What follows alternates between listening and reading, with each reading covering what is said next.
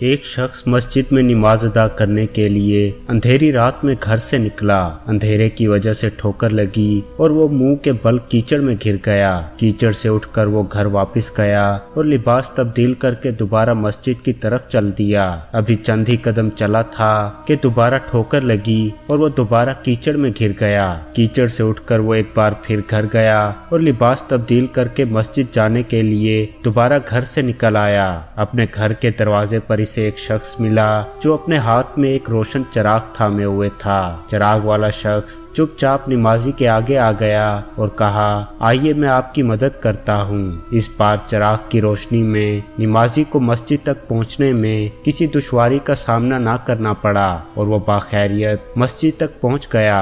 مسجد کے دروازے تک پہنچ کر چراغ والا شخص وہیں رک گیا۔ نمازی اسے وہیں چھوڑ کر مسجد میں داخل ہو گیا اور نماز ادا کرنے لگا۔ نماز سے فارغ ہو کر وہ مسجد سے باہر آیا تو اس نے دیکھا چراغ والا شخص اس کا منتظر تھا تاکہ اسے دوبارہ چراغ کی روشنی میں گھر تک چھوڑ آئے۔ جب نمازی گھر پہنچ گیا تو نمازی نے اس انجان شخص سے پوچھا، آپ کون ہیں؟ اجنبی بولا، سچ بتاؤں تو میں ابلیس ہوں۔